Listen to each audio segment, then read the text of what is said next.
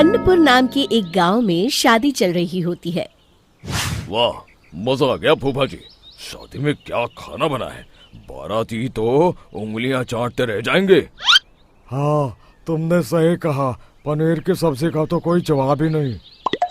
दूसरी तरफ पंडित जी फेरों की तैयारी कर रहे होते हैं कि तभी वहाँ एक चुड़ैल आ जाती है। अरे मर गया रे, ये चुड़ैल यहाँ क्या कर रही है? अरे दिवाकर जी, ये आपकी कौन सी रिश्तेदार है?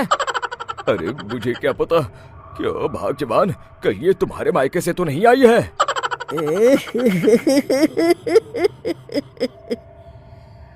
तुम लोगों की इस गांव में बारात लाने की हिम्मत कैसे हुई?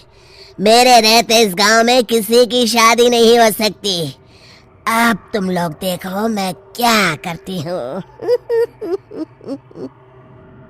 अरे मर गया रे, मैंने सुना है ये जबान की पक्की है। भागो रे भागो, वरना ये चुड़ैल किसी को नहीं छोड़ेगी। हाँ, तुम सही कहते हो मोहन भाई, यहाँ से भाग लेने में ही हम सबकी भलाई है। देखते ही देखते शादी के मंडप में भगदड़ मच जाती है और चुड़ैल सब कुछ उजाड़ कर रख देती है। फिर एक दिन मोहन की शादी तय हो जाती है। अरे भाई, अगले हफ्ते मेरी शादी तय हो गई है, लेकिन इस चुड़ैल की दहशत के मारे तो मेरे हाथ पैर कांप रहे हैं। अरे मोहन, तुम्हारा दिमाग तो खराब नहीं हो गया? तुम अपने साथ साथ हम सब गांव वालों को भी बलि का बकरा बनाना चाहते हो? उस चुड़ैल के रहते तुमने अपनी शादी के बारे में सोच भी कैसे लिया? देखो गोपाल, डर तो मुझे भी लग रहा है, लेकिन उस चुड़ैल के डर से मैं जिंदगी भर कुंवारा तो नहीं रह सकता। तभी वहाँ मोहन के होने वाले ससुर आ जाते हैं।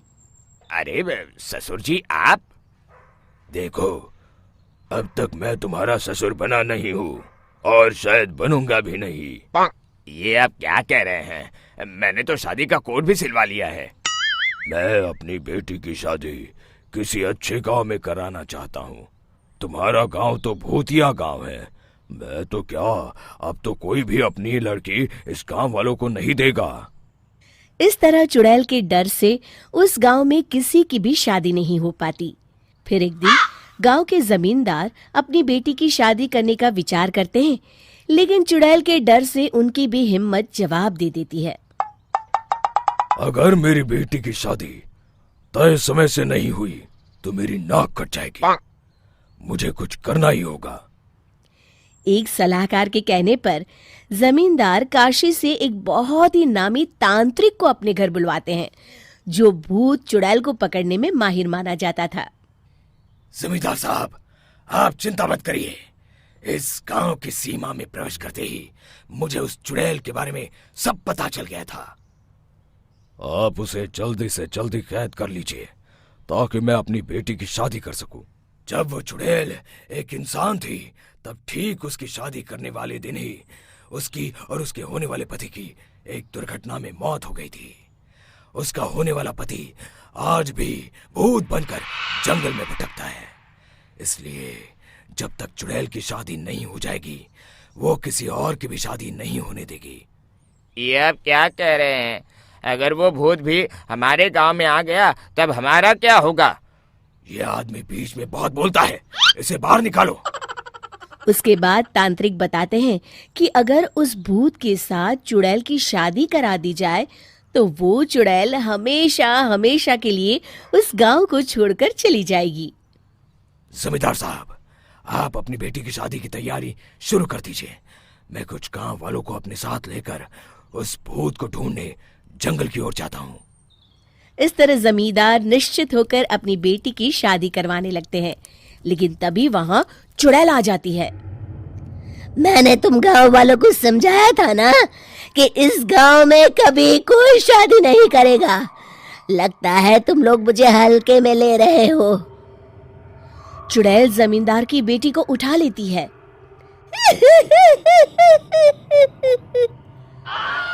अब देखती हूँ बिना दुल्हन के तुम लोग शादी कैसे करोगे।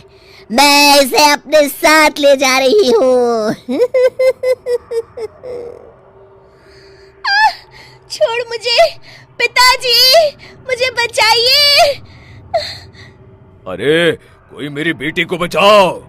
तभी तांत्रिक उस भूत को लेकर वहां पहुंचता है। अरे भाग्यवान, रुको, इन मासूमों को परेशान मत करो, मैं आ गया हूँ, अब तुम मेरे साथ चलो। चुड़ैल बहुत खुश हो जाती है।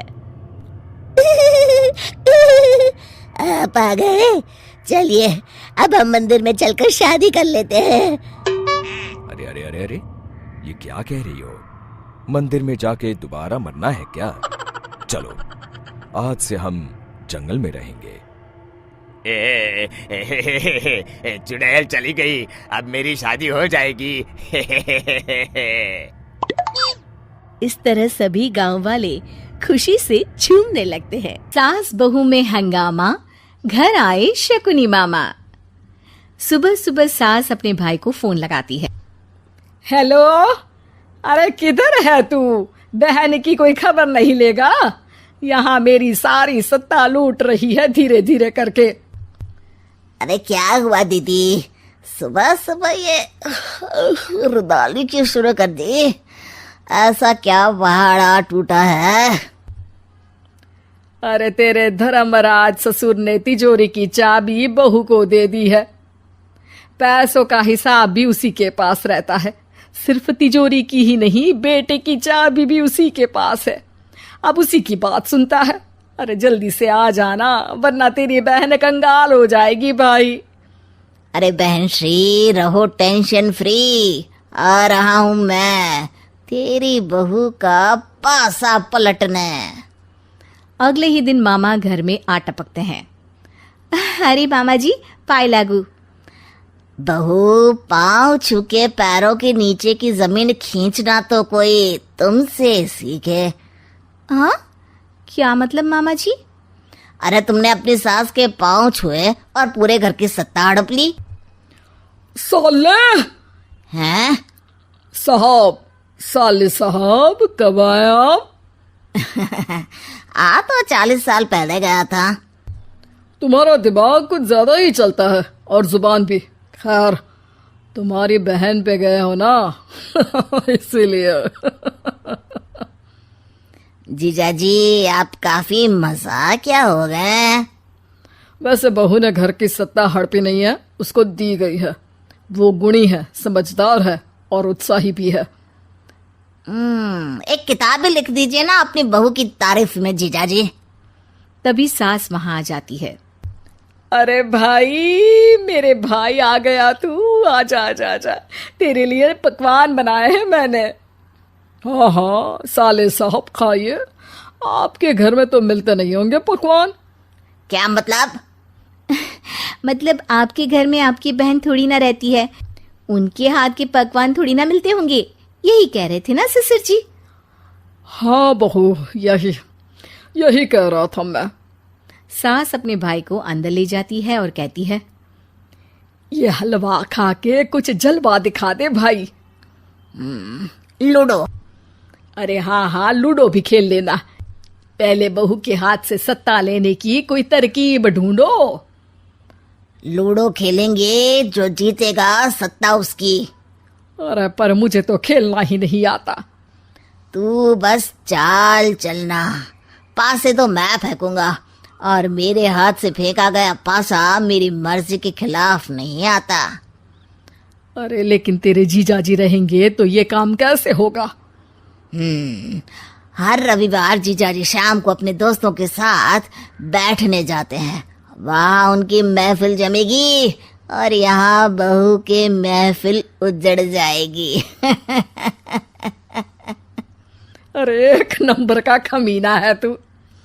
जैसी दुनिया वैसे हम बहना। रविवार की रात सास, बहू, बेटा और सास का भाई एक साथ बैठे हुए होते हैं। अरे थोड़ा मनोरंजन हो जाए तो मजा आ जाए। हाँ हाँ, लूडो खेलते हैं। अरे वाह, बहुत अच्छा आइडिया है। हाँ हाँ, हम 4 लोग हैं, आराम से खेल सकते हैं। लूडो एक ऐसा खेल है जो खेलने से ज्यादा देखने में मजा आता है। तो भांजे, तुम और हम बस देखेंगे। यानी सास और बहू में होगा मुकाबला। आ जाओ, देखते हैं किसमें कितना है दम। खेल होता है शुरू। पहली बाजी बहू जीत जाती है। क्यों सासू माँ, कैसी रही? अरे एक ही खेल जीती है, इतना घमंड ना कर।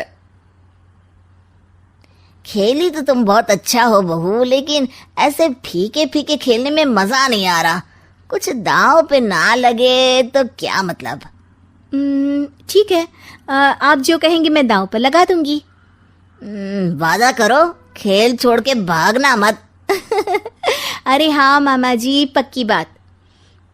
क्योंकि मेरी बहना कच्ची खिलाड़ी है, तो उसकी तरफ से पास से मैं फेंकूंगा। बुढ़ापे में तो वैसे भी हाथ कांप रहे हैं, पास से क्या फेंकेंगी सासू माँ। बहू को पता नहीं था कि मामा के फेंके पासे हमेशा सही बैठते हैं। वो बस पहली बाजी जीत के खुद को चैंपियन समझ रही थी। अगर मैं हार गई तो बहू को अपने पुराने गहने दे दूंगी, और अगर बहू हार गई तो तिजोरी की चाबी और घर के पैसों के हिसाब की जिम्मेदारी वापस मेरे हाथ में दे देगी। हाँ हाँ, मंजूर है मुझे। अरे रुको तो, थोड़ा सोच समझ के। अरे सोच लिया और समझ भी लिया। दूसरी बाजी शुरू होती है। मामा के फेंके एक भी पासे उनकी मर्जी के खिलाफ नहीं जाते। बहू को पसीना आ जाता है, पर सास को टक्कर नहीं दे पाती। आखिरी गोटी के घर में जाने के लिए सास को 1 नंबर चाहिए, जबकि बहू एक बार भी घर में नहीं पहुंची है। अरे क्यों बहू, अब कैसी रही? ये गोटी अंदर जाएगी और तिजोरी की चाबी बाहर आएगी। मैंने बोला था तुमसे कि मामा से पंगा मत लो। मुझे क्या पता था कि ये मामा नहीं, मामा शकुनी है। मामा पासा फेंकता है और सास जीत जाती है, और घर की सत्ता वापस सास के हाथ में आ जाती है। बहू रोने लगती है। इतने में ही वहां ससुर जी आ जाते हैं। अरे रो क्यों रही हो बहू? क्योंकि मामा ने मुझे मामू बना दिया।